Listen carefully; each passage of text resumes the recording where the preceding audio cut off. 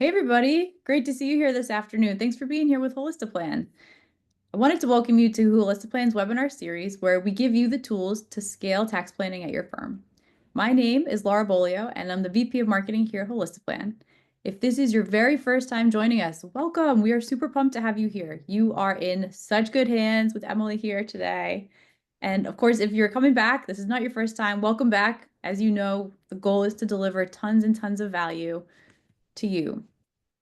Our number one goal is to democratize tax planning and to give you the tools you need to scale tax planning at your firm to every client. And actually, I have a statistic for you.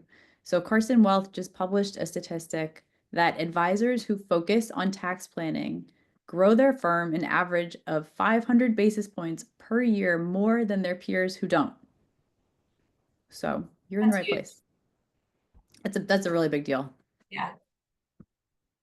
And today we have an incredibly special guest, Emily Rassam. She is an Investopedia Top 100 advisor, and she's a partner and senior financial planner at Archer Investment Management. Now, before we jump into it, I want to assure you, yes, this will be recorded. We will email out the recording within the next day or so. Please feel free to pop any questions or comments into the Q&A. We'll answer those as we go. And then anything that we don't get to, we will send that in a follow-up email in the email recap. The other thing to mention is this webinar is eligible for one CFP CE credit for attendees who are here watching live today. You do have to be here live and you do have to be here for 45 minutes for it to count. So if you're watching on the replay, know that next time you got to get here live. All right. And with that, Emily, I would love to hand it off to you. Yeah. Yeah, the CE credits is so exciting. So there's even more CE credits that are going to be offered in future webinars this year. So that's a huge added bonus. I'm really excited to be here today. Thank you for having me. So I understand that many of you this time are new. So I'm going to give you a little bit of my background, why I'm here, and then I'm going to jump into the topic of today. So I am a financial planner, been doing this for 18 years, partner at a firm, fully virtual out of Austin, Texas. I'm based in Charlotte, North Carolina. We typically work with mid-career clients. A lot of our clients are in their 40s, 50s, maybe pre-retirement, approaching retirement. It's our typical client. Typically, they earn $200,000 to $500,000 a year. A lot of them have net worth $1 million plus. We don't work with anybody really that's going to have more than $10 million. That's an area that we don't want to play in. So we're in that $1 to $10 million space. Something that is really important to me about tax planning is that it used to be really scary to me. So I used to feel that, oh, talk to your CPA. CPA's got this. I feel that maybe the first even decade of my career, really weighing in on much more than just should you contribute to your pre-tax or Roth 401k, really wasn't an area that I was comfortable talking about. And really the game changer for me was having the right tools to tell the story and then just doing it, just having the practice of getting in there and playing with Holistiplan tools, financial planning tools. And really, even more important than that is having a systematized process or workflows to really build out a tax planning offering for our clients. So something that gave me a lot more confidence was having great technology, great story, all the workflow steps to make sure that we're covering all of the important topics, and then also having good communication and collaboration with CPAs. So these are all topics that I like to talk about. So primarily, most of my time is spent with clients, developing financial plans, developing tax plans, and occasionally I pop in for webinars like these because I am so grateful to have had so many advisor mentors along the way that helped teach me and helped me think about everything from the processes and workflows to really unique tax planning strategies. And that's something that's important to me to also be involved in. So thanks for being here today. My LinkedIn post this morning was about kind of a April Fool's Day joke, but I was starting a new financial planning firm called Boring Financial Planning because I feel that I've been getting some different prospective clients coming in lately who want these hot tax planning tips, like what are some really unique tax planning strategies that can save me a ton of money this year? And some of that kind of comes from people who watch use YouTube videos or Fin influencers or TikTok people, and they've got these ideas in their head about what tax planning is or what tax planning should be. And really, for somebody who is practicing with tax planning, it's a lot of kind of small movements over a number of years that add up to these giant tax savings over lifetime. So we're going to talk today about how do we do a lot of the boring stuff and do it consistently for our clients and scale that. So being able to scale tax planning means doing some of the best ideas or best things that you've done for these few clients, maybe reactively. You've helped a client with certain strategies, or about certain rules or ideas, but it's not something that you necessarily implement across your entire book or at scale. So we want to talk about how do you potentially build that in a little bit more at scale? What types of tools do you potentially use? And what are some additional things that you should be thinking about that are huge value add? So that's the goal that I want to bring you today, are value add ideas that allow you to scale, to do more tax planning for more clients, because we all see the benefit of that. So Laura just mentioned a huge stat about how much faster financial planning firms grow when they're offering more tax planning. And so really kind of moving away from that fear of, oh, I might say something wrong, or maybe I'm not supposed to be in this space. Maybe I'm giving advice in an area that I shouldn't be talking about. This is the CPA's job to really kind of taking more control over that process and saying, here's what I can offer, here's what I can do for my clients, and here's how I can bring this massive amount of value without creating all this ad hoc or reactive work. So I'm going to share a few slides, and I'm going to hop into a few different tools.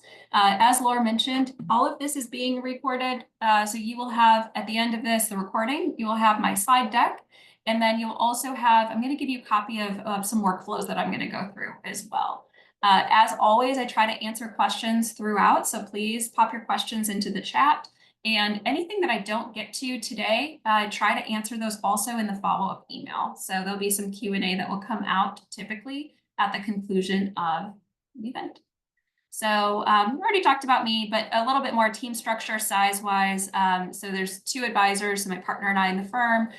We have 5 people supporting us. We right now work with about 240, 250 households currently. And so why tax planning? We know that it's important. We know that clients expect it and value it. Every single prospective client that comes in, we have them fill out a little jot form about what's important to them. Tax planning is always checked 100% of the time. So it's important. We also know that a lot of clients expect and really need tax planning. If you've ever worked with or onboarded a client who has never had anybody think proactively about their tax planning, you just see what those missed opportunities have added up to be. So we want to be positively influencing our clients' lives, lowering their lifetime tax bill, lowering those future Medicare premiums if possible, allowing them to understand their tax return and know why. Sometimes some of the surprises that come up on April 15th for our clients are partially just because they don't understand their tax return. They don't understand how taxes work. So being able to be educational, being a thought partner, being proactive is something that is a huge value add. Very sticky. And I also really strongly believe, I don't think anybody's really quantified this, but I do think that tax planning and the money saved in taxes pays for ourselves. So our fees that we charge, or AUM charges, however you bill your clients, typically, I think that the lifetime tax savings that you save your clients pays for the whole relationship, and then some, and then some, and then some, before you even touch any other aspect of their plan. And it's fun to really then kind of quantify that for clients as well. So I was just onboarding a new client last week, and I had a meeting with her, and I said, normally we build your whole plan before we jump into any tax planning recommendations. I like to see that whole picture, but I also know we're coming up on some deadlines here. So let me just ask you really quickly, did you finish loading up your HSA last year? She put $1,000 into her HSA last year. She's on a family plan, so she had room to put more in. So I said, let's just do it right now. So we got on, added money to her HSA account. We talked about how to use it. So she was just putting 1,000 in and spending it every year. So we talked about accumulating that money. And so I was able to say, like, hey, we just saved you like $1,500 in taxes this year on this, and she's planning on retiring early, so we know that she's going to use that money. So just talking about that quickly, helping really quickly before we get to that April 15th deadline, to make some additional contributions. We set up a donor advised fund for her. So even just in a really quick interaction, we were able to just find some different places to save tax money. So she has a lot of Apple stock, so that's where she works right now. And so being able to change how she does her charitable giving, that's a really quick, easy move. And then being able to quantify for that for her too. So she walked away from that meeting and we were just like celebrating, like, all right, we just saved some taxes here. We just saved some taxes here. We just saved some taxes here. And that's before we even get into that plan delivery. So that's something where I feel that is memorable, noticeable. That's something that by just thinking about tax planning, especially early in a relationship, we're able to make an impact and even move the needle for last year, even though she's brand new. So boring. So there's a lot of boring moves that we make. When it comes to tax planning, explaining to clients that by taking a few actions here and there every single year and how that compounds, I'm going to show you in a holistic plan tool how we like to compound that and calculate that for clients. How do we show our value in that way? How do we do that for every single client? How do we weave it into our practice? So what happens at onboarding?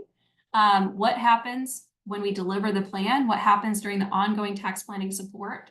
I've shared a little bit along the way periodically about, oh, I've got a workflow for that. I've got a process for that. I do a CRM tag for that. But we always get questions about it. So we wanted to do a session today that really dove into that a little bit deeper and talked about logistically how we handle that. We're going to get into the workflows and tools that I use, and then just ultimately how to deliver next level client experience. So everything that I'm talking about today, I've kind of touched on in different webinars along the way over the last year, but it's really just kind of packing it all together here and sharing a couple of new insights with you as well. So thinking about your practice, thinking about, is this a core service that you offer, or is it a reactive afterthought? So really kind of writing out for yourselves, for your practice, where do you actually fit in this space? Where do you want to fit in? So this might not be a practice you've ever done before.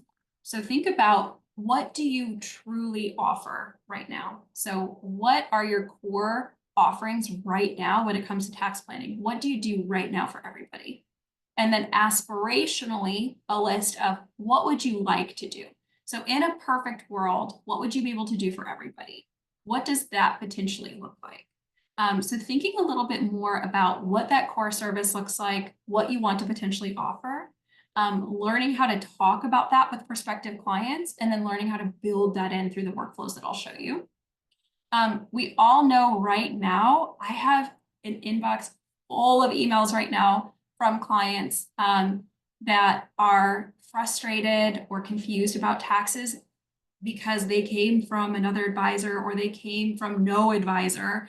And this might be the first year that we're working together. And they're saying, hey, last year, a new client, last year ended up owing a lot more in taxes than I expected to. Is that normal for the first year of retirement? My advisor traded my account a lot and didn't let me know that I had a lot of capital gains to worry about. Now I've got some underpayment penalties and I'm not happy about it. Or potentially just looking at clients who are deep into retirement and then maybe didn't do any tax planning along the way. So there haven't been Roth conversions that happened or QCDs that happened. So thinking about some of the types of frustrations that your clients come to you with, or that clients have showed up, and what the result of not having that tax planning has looked like for you.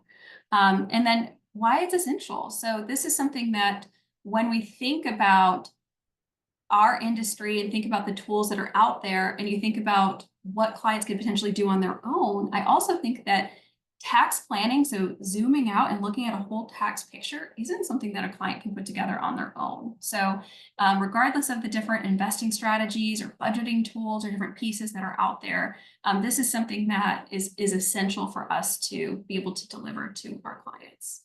And I see that we already have maybe a question here. Q&A. Are you interested in the possible purchase of an accountant's practice? Okay, call me. Okay, not our question for the presentation. So weaving tax planning into your practice. So how do you think about this in onboarding? So when you're onboarding a client, I know that there are a lot of things to think about, right? So you have to gather all of their information, you have to learn more about them, learn more about their goals, gather their assets potentially if you manage assets. So there's a lot that you gather. And so for a lot of planning practices, a lot of times this is something where you have this maybe tax planning happens later, or maybe it's reactive, or maybe we'll talk about it at tax season. There might be kind of a later process, but there is a lot of opportunity in starting earlier. The client I mentioned earlier, the Apple client, that we were able to kind of get some things happening before the April 15th deadlines. Thinking about in the onboarding process, what can you learn about the client that will be really useful to your relationship and also show you where to bring that additional value. So thinking about right on the intake form, being able to ask a few questions, or even better in an interview sort of process, ask a little bit more about their tax history and preferences. So one of the things that I typically like to do is to ask about clients' money history and money belief systems and tax history and tax belief systems. You would not believe what you could find out about your clients and how they feel and how to work with them moving forward. So asking them about how it has felt to pay taxes along the way, what their experience has been. Have they had any significant events in their history? So wouldn't you like to know if a client has gone through a major financial event, bankruptcy, had a big surprise tax bill that made them very upset? So I found out recently with a newer client that came in that the advisor that was working with her never created capital gains for her. So never really rebalanced her portfolio because she just gave them the mandate, hey, I really don't want to be paying taxes. I'm really not comfortable with that. So what happens over time is you've got this portfolio that just hasn't been trimmed back in the right way, hasn't been traded the right way, because she had a big surprise tax bill one year and then she just said, none, I don't want any more excess trading. And so understanding a little bit more about where that belief system comes from and helping her just understand, where did that tax bill come from? Why did that happen? Why is it sometimes necessary to trade and kind of bring your portfolio back into more tolerance or more aligned with the model and risk tolerance? Like why are you here now where you are with high appreciated assets with really higher concentrations to some other areas? And what does that look like? So understanding some of those different preferences is really a good thing to understand, but also maybe to be able to speak to those a little bit better. Because one of the questions on my intake form is just really, what is your overall tax sensitivity in trading? So on a scale of 1 to 10, how tax sensitive are you? And then being able to talk a little bit more about, where does that come from? Is it because you just have you're aware and you've got a really big tax year this year? Or is this something where nobody's ever really explained anything or talked to you before? So sometimes it's interesting because if you've talked to clients before who get upset because they owe money on April 15th, just kind of talking to them a little bit more about withholdings throughout the year, or being able to be proactive and talking to them in September or October and being able to just align their withholdings a little bit differently, or look at their plan before you reach the end of the year. And being able to just help them not have that type of frustration or that type of question that comes into your inbox this time of year. So being able to ask that on intake, either in a conversation, I do a lot of that. I ask some questions in our intake. So when I ask for their information about their goals, their values, their history, and then that guides some conversation that I have with them. But I want to know what their experience has been. How frustrating has this been for you?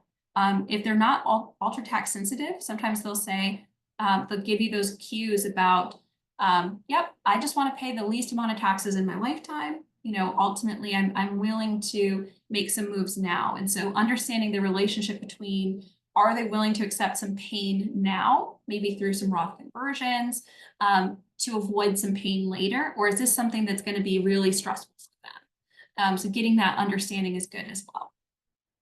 So what I do in our CRM system, we use WealthBox. Every CRM system does this. So this is not an advertisement for them. But ultimately, in my little sample guide here, What I like to do is then create in their background note tax planning preferences here. So I like to just generally know tax rates, any information that I need to know, capital gains rates, but also as we are analyzing the returns that come in, we run the Holistic Plan tax report, and then ultimately give ourselves a CRM note as well. So I can get a good understanding of what ultimately types of strategies have they done before. So that's part of the intake as well is, have you ever done Roth conversions? Are you making non-deductible IRA contributions? How are you contributing? How did you make those decisions? So in conversation, how did you decide when you signed up for your 401k, whether to do a pre-tax contribution or Roth contribution? So being able to talk through that, and yes, I'll share that with you, the intake questions. So what I'll share with you is I'll peel out the tax questions that I asked and the history. So ultimately just asking them that history and then being able to just talk through and dig in a little bit more. I'll share with you a few kind of follow-up questions that I typically ask based on what comes up during the process. So how did that feel when you got a big tax bill? How do you feel about leaving money to your kids? So do you want to leave them money that's in pre-tax accounts? Do you want to leave them Roth money? So different types of questions along those lines. How painful are these things for you to pay taxes along the way so you can give that tax-free asset? Or would you rather, are you comfortable paying more taxes now so they pay less? Or would you like to pay less taxes in your lifetime and just pass it on to them? So those are some great things to understand about your client that can help support that whole process. So when we're onboarding, what we're going to gather is their tax return, of course, along with their tax history, their preferences, and we're going to run a tax report. So ultimately, we want to be able to educate and guide our clients and be thought partners with them. So that means helping clients understand their tax return. So I like to walk through this with every single client that comes in the door. I don't care if you are a CPA. Literally have clients that are CPAs that I walk through the Holistic Plan report with, that we take a look at their income, deductions, their marginal rate, explain how this works. Nobody understands how marginal rates or brackets work. So we take them through, where are you in the tax brackets? What's the next tax bracket? So what does this leap look like? How many more dollars till you're there? So helping them understand that's going to frame a lot of those good future conversations about, for example, filling up a 12% tax bracket now, if your tax bracket might be 22% later for your next dollar earned.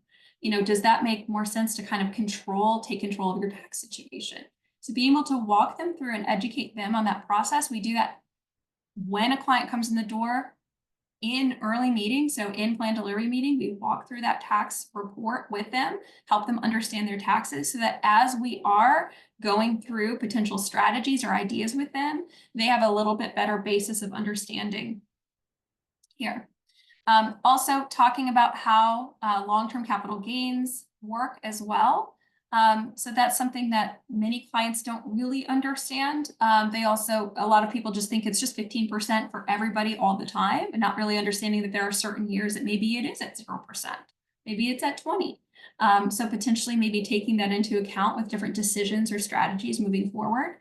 And I talk to everybody about Medicare, IRMA premiums. So this is something I'll talk to my clients who are 32 years old about Medicare premiums, because this is something that proactively can save a lot of money. So for clients that are predicted to be at higher income levels later on, that might have to pay another $450 per person per month for the same Medicare. This is something that saving them that money and thinking ahead for our clients on those types of decisions, that's really impactful. So I like to at least stage this topic with them so that later, when I'm going to be going into more of the Roth projection tool, so this is also Holistic Plan Roth projection tool, I'm going to go over this Roth projection tool in depth in 20 days at the Tax Planning Summit. I'm going to do a whole workshop on this tool. So I'm not going to spend a lot of time on it today, but being able to take the clients through, this is what your tax return looked like last year. We're going to go into scenario analysis and look at what it might look like this year. We're going to go into the Roth projection tool and be able to quantify for them these IRMA surcharges, so additional Medicare premiums. How can we save you even maybe 6 figures of Medicare premiums in the future by making some moves now? So this is gonna pay for our own fee and then some in these different areas. So saving taxes, saving Medicare premiums, these are things that we like to illustrate and kind of show them as part of that journey. So we like to set the stage for that early on by at least explaining that this exists. Many people don't realize that. So that's some of the planning that we want to potentially do. And then this also helps us to early on in the relationship. So this is why we also don't wait to look at their tax return and run a tax report in Holistiplan. We can uncover other income sources. So we'll have clients that forget to tell us about side hustle income, or we might see some interest or dividends pop in from different institutions that we didn't realize they had money or they forgot. People forget all the time that they have money sitting in different places. So being able to take a look at their income sources helps us to just better organize their plan and build them a more thorough and efficient financial plan. And so then just taking a look at and being able to walk through some of the different considerations that might apply to them as well. So right in the tax report, this ends up becoming an opportunity. If I understand that the client has, issues around kind of education planning, maybe being able to talk to them about some of the credits and just other things that might be relevant. So can they contribute to a Roth IRA? What's the bracket for that? People sometimes get a number stuck in their head from years ago and forget that it updates every year. So we get to walk them through what that looks like. So this is early in the relationship, being able to walk them through their tax return, deductions, credits, everything that they've potentially done on their return, help them understand what happened, because sometimes they just shove a bunch of data at their CPA and a tax return comes back, and CPAs are so busy this time of year, they don't have time to walk through that necessarily or explain it. It's just not part of a typical service model. So this is a gap that we can fill in to really help educate our clients and be, more of a thought partner for them, an educator. So gathering that information, running the tax report, getting that ready to go for plan delivery, adding notes into our CRM system, also adding in some tags. So every CRM system does this. I like to put some tags in here related to tax planning, among other things. So I can maybe think about which ones of my clients are maybe doing back to Roth contributions. These clients are 40, so this isn't real, but are they doing QCDs, or maybe this is an opportunity for them? So what are some things that maybe we identified? So on the first review of their tax return, on the first intake and interviewing them and understanding what's important to them, what might be some different strategies that we want to potentially look at? So if maybe they sold a house and they had big capital gain on it, maybe we're looking at tax loss harvesting inside of their portfolio more aggressively this year because we're maybe hoping to offset some of that gain. So taking a look at and understanding where they are allows us to then set into motion some different steps and tasks and tags that then allow us to better serve those clients moving forward. And I've got a whole bunch of questions, so I'm going to hop into the Q&A here. So sample of intake form, yes, I'll send that over to you all. Should advisors be mindful of not pushing clients into the next bracket, especially by realizing gains? Should this be discussed with them, and when? So we do typically talk to clients before taking big action. So especially right now, where clients have come in, maybe they had a lot of growth in their portfolio and they're feeling more conservative, or they're moving into a new life stage where they want to reduce their risk, and they've got a lot of gains sitting in their taxable accounts. So that's something where understanding where they are, understanding their preferences is very important, and discussing it with them. So we do gather a tax budget essentially, and we just put that right in our trading system. Essentially, the woman on our team who handles our trading, we have conversation with her. So we had a new client that came in where we're just rebalancing them with really minimal kind of tax, realizing minimal amount of gains until I really get into their financial plan and kind of determine where are they in the bracketing, what's their tolerance for it. So that's something that, yeah, absolutely, that's a really good point. I'd love to be more helpful with tax withholdings for clients. Do you typically go through a W-4, help them in another way? Yes. So Christian, I'm going to talk about that as part of the ongoing support is really when and where do we talk about withholdings? Yeah, absolutely. And the wealth box note, is that just copy and paste it from Plan or manually retyped? I'm a template gal. I like to create templates for everything. So if I'm going to go create a new note, I've got a tax return review template that I just save in my CRM system. So if anyone is going into reviewing a tax return, they're going to pull the tax report to get some of the details, but some of these different items are not necessarily going to be on that specific report. So like, do we know if they're planning on moving or refinancing? Do they have rental properties? Some of those different pieces aren't there, but turning key ages. So we'll take a look at the milestone reports within Plan to just see what ages they might be coming up on. So some of these different pieces have just kind of built a template over time. What's typically happened is I'll build templates, I'll build workflows, and at least once a week, I'm adding an additional field or additional step to that. So that's where I store that information.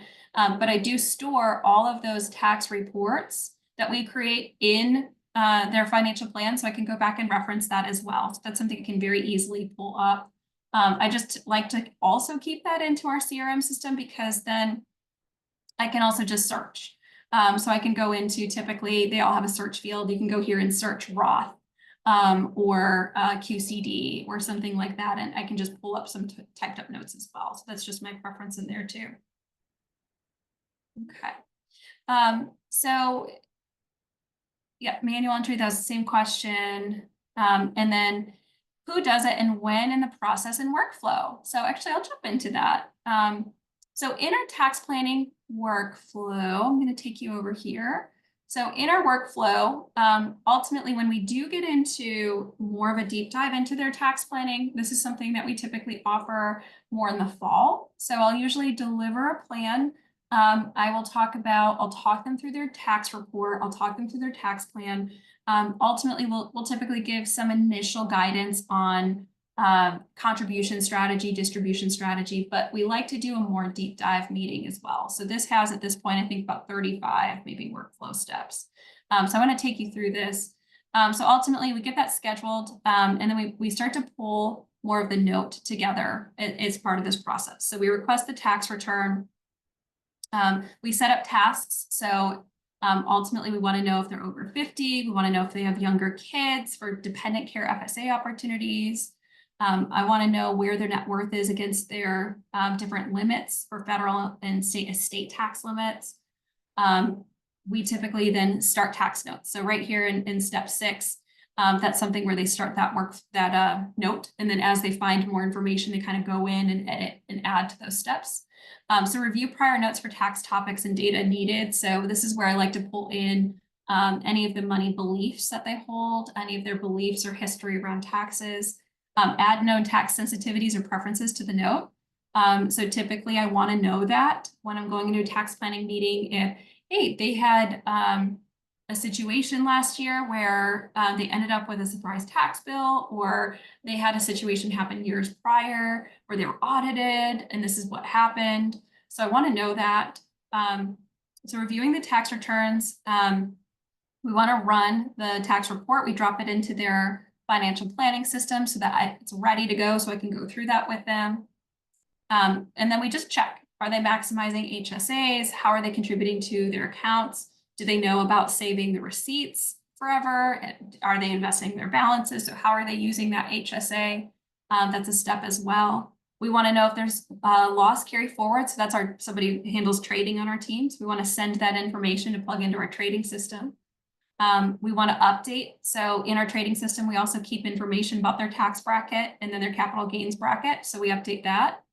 And are there opportunities to fill up any of those brackets? Do they potentially qualify for a property tax exemption based on the state they live in? Do they have a large capital gains on house or investment property? So I've got a client right now who's planning on moving from Texas to Rhode Island, and they have big capital gains. They live in Austin, Texas. Their house has, gained $1 million in value. since they've owned that property. And so they just told me, hey, we've made the decision. We want to move out of Texas. We don't like this pollen. We're basically shoveling it off our driveway like it's snow. The pollen is really bad in Austin right now. And we really just don't want to be here anymore. Too hot, too much pollen. We want to move somewhere up in the Northeast. And so they're moving to Rhode Island. And so one of the things, so understanding gains, but then also having a conversation with their CPA about what happens to the gains on this house at the state level, because they're moving from a state that has no capital gains tax on the house to a state that does. So being able to find out in this case, well, that might kind of affect their timing on when they move there. They want to be in Texas for 183 days this year to potentially to avoid and not have the capital gains count on a state tax return for Rhode Island. So we want to kind of know what are some of these potential tripwires, pitfalls, issues that could happen. So just finding out as much information as we can, because that will help us to be able to think about things strategically and communicate better with their CPA. So we emailed the CPA right after they told us and said, hey, we've got these gains in the house. They're looking to sell it this year. This is what we think it might look like. We've advised them to go, pull information about what they've put into the property since they've owned it. And so can you advise on this tax issue? So it's really just collecting and gathering and organizing all of that information, thinking about it, not necessarily knowing the answer offhand, but then relaying that to their CPA. What we also do for a tax planning deep dive is we like to go into their scenario analysis. This is kind of to the previous question, I think Christian asked this, about advising them on tax withholdings. So that's one of the things I like to do with clients as well, is going into looking at a model of their current year return and taking a look at what their withholdings are. So what do we expect their income to be? If it's going to be similar to the previous year, we maybe need to add to it. What were their withholdings last year? So being able to look at their withholdings that they had off of their paycheck, and then ultimately what happens if they keep those same withholdings, and then being able to see that potential result.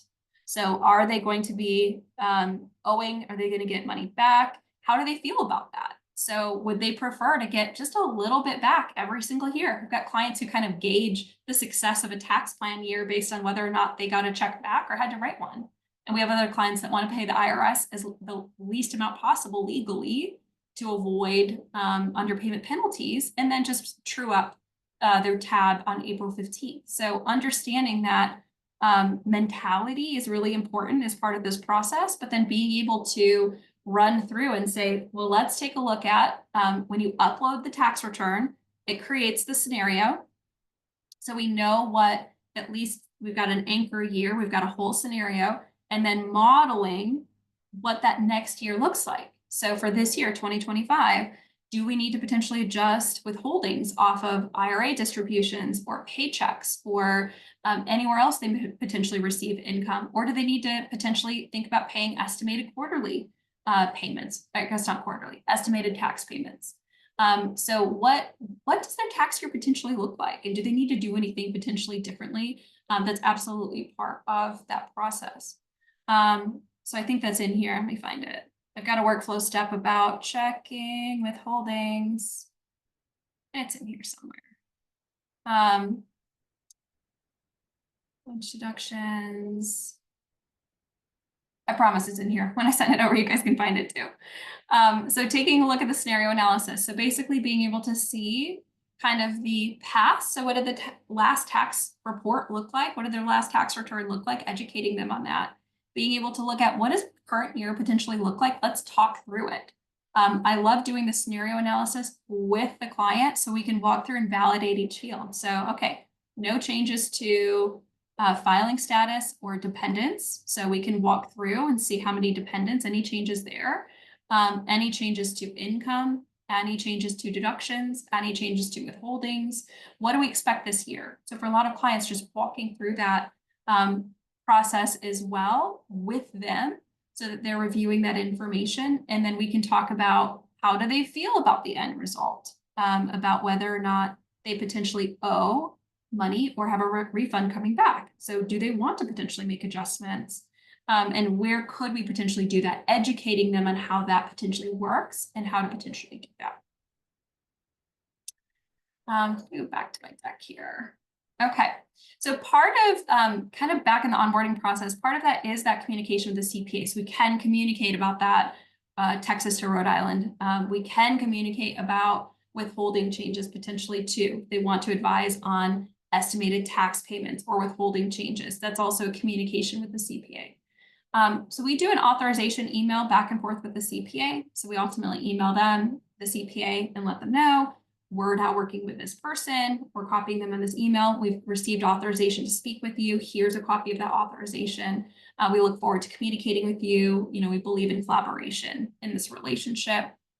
We also add that CPA. So when we're onboarding that client, we add them to the CRM system and we link it. So I think every CRM system does something like this. But we have a related contact, and then we can just add in their CPA so we can quickly see who that is, where that stored information is as well. So that just sets us up for better communication. And then we also work on throughout the year staging a tax letter that also goes to their CPA. I did a session on this in depth recently, so that's out there. But ultimately being able to, you know, work through and document all of the potential tax documents and moves made throughout the year, so that we can ultimately tell them, you know, did we process a QCD? You've probably gotten some of those emails kind of on the beginning of the year so far about different tax moves that maybe need to show up in the tax return. So what are they potentially doing? So what's some information that we need to share with that CPA? So it just allows us to open up those channels of communication and be able to work with them moving forward. So at plan delivery, as I mentioned, we walk through the tax report. We review all of their account contribution strategies. So which accounts are they adding to and why? And then if they're in distribution mode or decumulation mode, so where do we pull money from? What makes sense to do that? So we've got workflow steps for that. That'll be in the tax planning workflow I send over. Also, potentially reviewing Roth conversion strategies if it makes sense for them. Even if it doesn't make sense right now, I still like to talk about it really early on in the process. So again, we want to show that value. So I just did a plan delivery on Sunday with a client who she makes $1.2 million a year.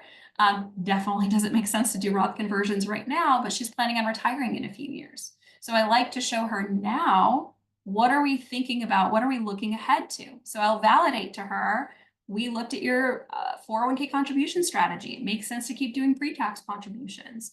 We looked at how you're contributing to each of your other accounts. That continues to make sense. So even if there's no changes, being able to show your work and say, I thought about this, I looked at that, but I'm also looking ahead. So running more of a tax projection for them and being able to look ahead and say, right now, it doesn't make sense to do anything. You're in a really high tax bracket, but as you move into retirement, hopefully in 4 years, you're going to have this nice drop in income that's going to create this opportunity to save you in projected taxes and projected Medicare premiums. So that's something that even in a plan delivery for a client that doesn't make sense to do much yet, it does make sense to talk about it. It does make sense to show those reports because, again, you're continuing to want to show that value throughout the entire process and set the stage for those future conversations.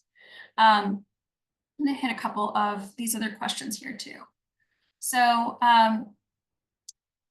CRM note, manual entry, answered that. Mentoring examples of the wealth box tags that you use related to tax planning. I did kind of show these quickly, but basically the types of things that I like to put in a tag in the CRM system.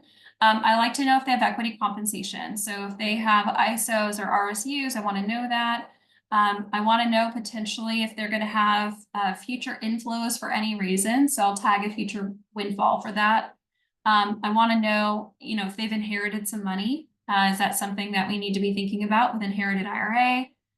If they're doing qualified charitable distributions, I also have one for donor advised fund. So we can maybe put some communications together specifically for certain clients related to how they give tax efficiently. So maybe they have a strategy where they're going to have too much money in a 529. I just created this tag more recently. So I'm like, man, I don't have any systemized way of tracking who might be in that camp. Because we do have clients that maybe do have more in their 529 plans than they might need to use for their kids. So is this a strategy that I need to maybe think about for a certain number of my clients? So I have a few right now that we created this tag recently, and then we've got them tagged in our CRM system for that. We've got plenty of clients that are doing backdoor Roth contributions or mega backdoor through their 401k plan. So a lot of our clients work for tech firms, and almost every big tech company has mega backdoor available through their 401k system. So I like to know that, or if they're contributing to a non-deductible IRA. If they're doing Roth conversions, or if that's in their potential plan, a lot of our clients, maybe if they even aren't doing it yet, this might be something they will be doing. And then also tax loss harvesting. So if they have a big need for us to potentially try to more proactively rebalance them a little bit more frequently, to even pick up some short-term losses to offset some gains for that year, or for just to get us traded out of a bigger position, that's something that I like to know as well. So the nice thing is you can create all kinds of tags. I mean, we've got a million of them in our system here. So we have lots of tags, lots of workflow steps, but that just allows us to be a little bit more thoughtful and proactive. And that's one thing that I set a goal for myself every year, is to have more proactive touches with clients that are personal. So the more that you can kind of tag and categorize your clients, the more that you can reach out and just send reminders that are really much more specific to them. Okay. Do you review or give them a hard copy of the tax report, or review online? So do you walk through and review this online with them during their plan delivery and during their tax planning deep dive meetings that we do in the future? We also drop a copy of this. So we save this report for them and put it right into their vault. Share that back over to them. How many years of tax returns do you ask to be provided by clients? I ask for 2 years worth of tax returns, because I like to see those differences year to year. So if they have them really readily accessible and they want to provide more, I'm always happy to look at more just to see trends or information. But typically looking back for 2 years has made sense, and most clients have access to that electronically. Okay. What are the specific toggles you turn on when creating the tax report? Which ones do you see that are most impactful? So really, I mean, when we upload the return into the system, all of this shows for every single client. So there's not really any specific settings that we set here. Every single client is going to have all of the different considerations and all of the different reports. We just turn everything on for every single client. What financial planning software do you use, and do you charge a fee? I knew I was going to get the fee question. So how do you incorporate this to the plan to be in compliance with your BD? So we are an RIA, small RIA, so we don't have a broker dealer. We use financial planning software. We use Right Capital. I know everything that we do that's tax planning is done in all of the tools, right? So all the major ones, eMoney, Money Guide Pro, all of those do the same things that we do. What we think of with those tools and where they fit in is that Right Capital directionally tells me a lot about where the client's going from a projection perspective, but it's not really this big tax planning engine, right? That I don't think of that as the primary tax planning tool. It's useful. There's some good screens in there that help to kind of bring the whole picture together. But ultimately, I think that the accuracy, reliability, and readability of the reports through Holistiplan are a lot better. So when I think about like the Roth projection tool, there's some different pieces of your kind of bigger financial planning softwares and tools that will do some of the Roth projections, but they don't illustrate it in the same way to the clients. So I kind of think of this as we're now in this storytelling era of being able to kind of show our clients this picture of what their life looks like, making these different decisions, and quantify that for them. We're able to look at their return. So instead of having it look like a boring 1040, we can take a look at this report and help educate them with that different tool. So I think that it's necessary to kind of work alongside. And then how do you incorporate, how do you charge? We personally, our firm just charges, it's all inclusive. So we are AUM based. All of our planning that we offer in all of the different areas is just included for all of our clients.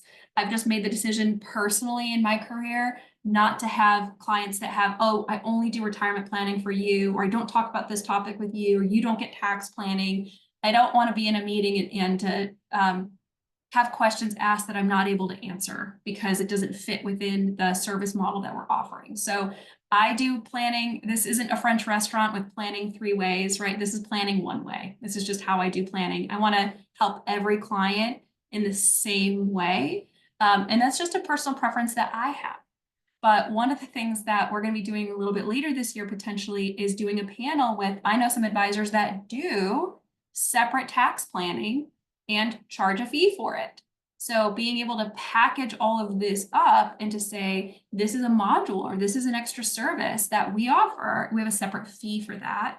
And that includes reviewing the tax return through a tax report with you, going through a scenario analysis with you, getting a tax letter ready for your CPA, helping you adjust those withholdings, helping you even more with your contribution or distribution strategy, being able to kind of put all of that together and how they charge for it. So right now we're potentially working that out where that's a question we often get is how do you potentially charge for or add this as a service that you can add a fee to it. So somebody asked if I'm willing to share the workflow. Absolutely. I'm going to share that over with you as well. I'm going to get through a few more slides here and then we'll see what other questions I can answer, and anything I didn't get to, I can also answer to you in the follow-up email.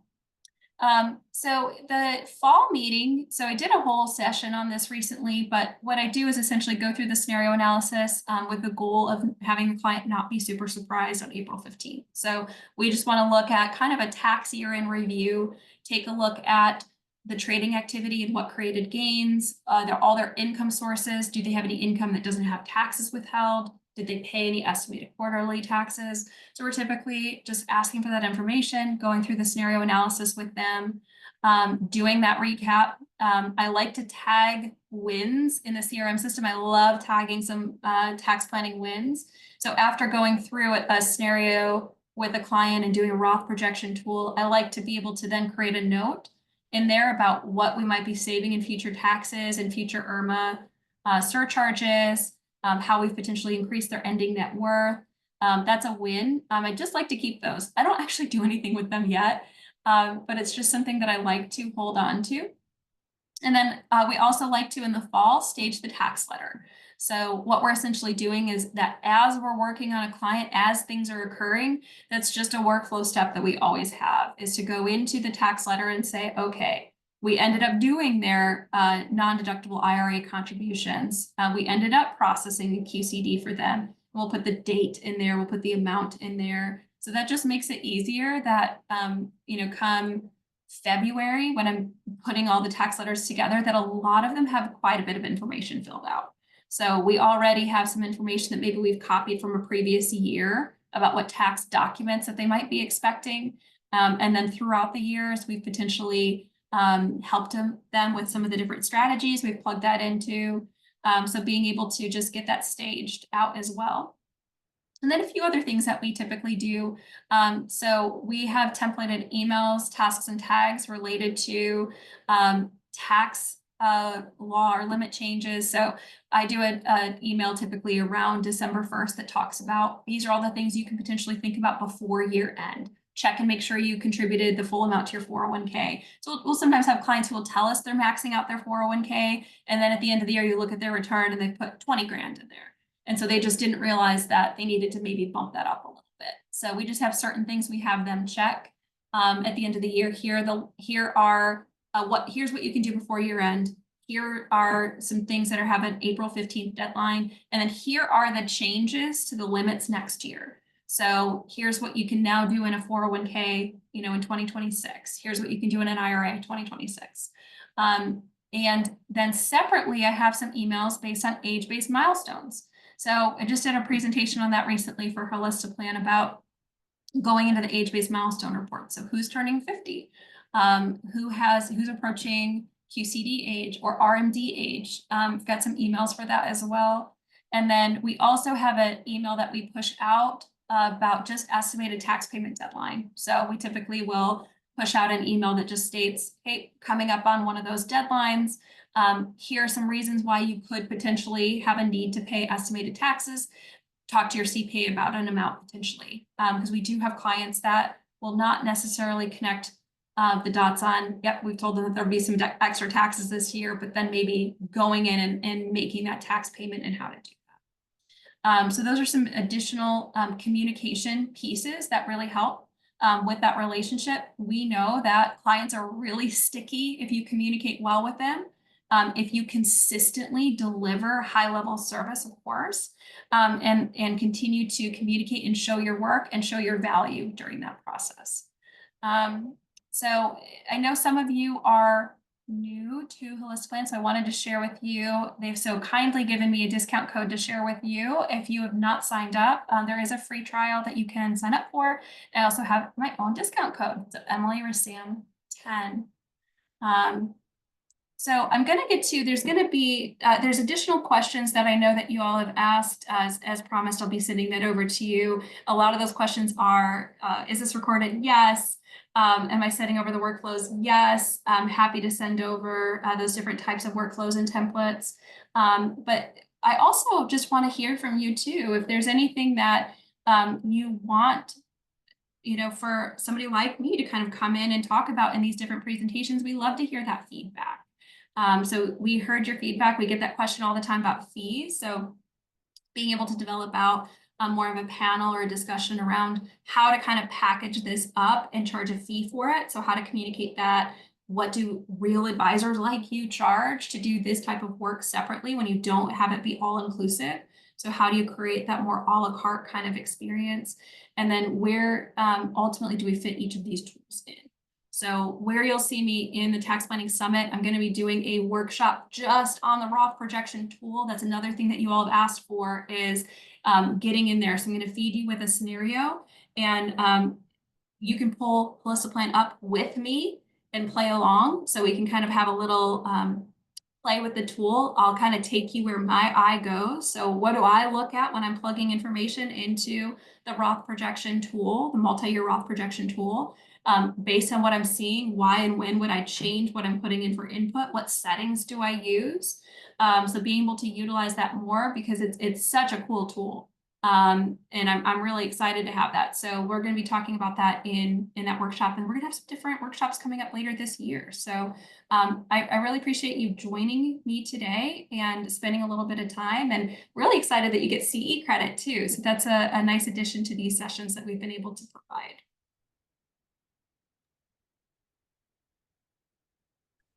Thanks, Emily. That was a phenomenal webinar. We have tons and tons of questions. So just to reiterate, Emily is going to do a killer session at our tax summit happening April 22nd. It's our 4th annual tax summit. To give you an idea of how many advisors come, last year we had over 6,000 advisors register for this. It's 100% free. It's eligible for 3 CFP CE credits. And obviously, Emily is a rock star. Emily is going to be doing one of our big presentations. So would love for you to come learn along with Emily as we go. We have we have a free 7-day trial. So if you're not yet a subscriber of Holistic Plan, highly, highly recommend that you do the free 7-day trial. Emily dropped her promo code in there. So it's Emily Rassam 10 for 10% off your first year. Anything else to add? I mean, it seems like a pretty good deal. If you would love to schedule a demo, we would love that. We have a whole team ready to talk to you if you're ready. And then, of course, we have our customer support team if you're an existing subscriber. So I think that's pretty much it, right? Yeah. Yeah, So I think somebody just asked how to be notified of the workshop that I just mentioned. So there's been a couple invitations out already about the Tax Planning Summit. So I think I just got one yesterday. So I would just check your inbox for it. But if you were invited to this session, you'll definitely be invited. And follow me on LinkedIn, because I always post about what's going on with these sessions as well. And typically we'll tease out what we're going to talk about and cover. And I'll usually do a recap as well. So if you're going to follow me on LinkedIn too, you can also typically be aware of what sessions are going to be coming up and what we're going to be covering. Oh, and Laura, of course, put it in the chat, which makes more sense too. So yes.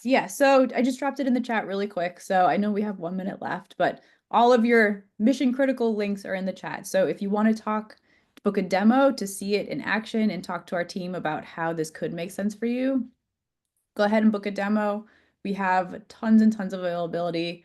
The free trial link is in there. Again, risk-free trial for 7 days. You can cancel at any time if you don't love it. It's totally fine. If you do love it, which we hope you'll love it, then you'll be like most of the advisors who use Holistic Plan. So as of today, I think we're at 38,000 advisors on the platform. So it's the #1 platform for tax planning in the market. So hope you try it out. I hope you love it. And I hope we'll see you at the tax summit. All right, April 22nd. Thanks, everybody. Thanks, Emily.